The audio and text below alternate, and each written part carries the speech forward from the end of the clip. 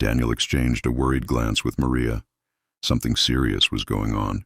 Trying a different approach, Daniel asked, "Lena, sometimes when something hurts, it helps if a doctor takes a look. Would that be okay?" She hesitated, then nodded faintly. "Can I see your arm first, so I know how quickly we need to get help?" This time she lifted her arm slowly.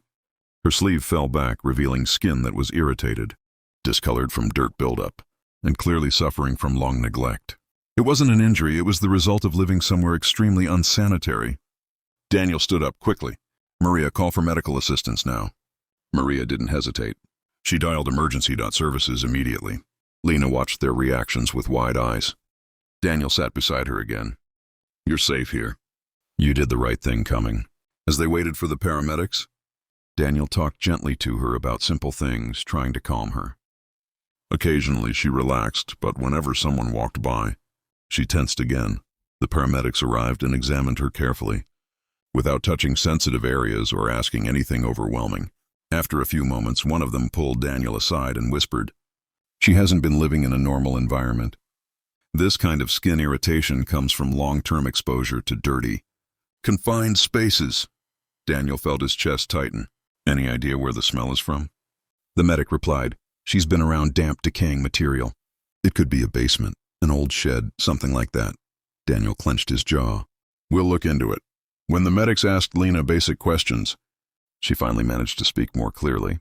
She said she lived in a dark storage room, that she didn't go outside, and that she wasn't allowed to leave. She didn't describe any violence or graphic details, just loneliness, fear, and neglect. At the hospital, Daniel stayed close because Lena asked him to. She held his hand tightly in the ambulance and whispered, "Please don't leave. I won't." He promised. Doctors confirmed that she was physically stable, just severely neglected. She needed proper care, rest, and a safe place. Child Protective Services arrived and gently spoke to her.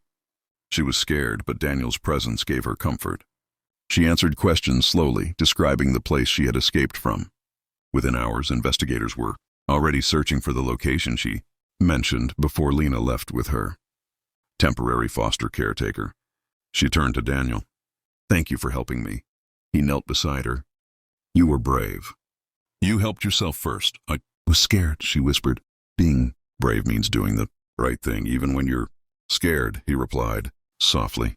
She gave a tiny nod, then walked away, holding the caretaker's hand. Back at the station, Maria said, "You did good today." Daniel looked at the entrance where the girl had appeared. She did. Within a few days, investigators located the storage space she described.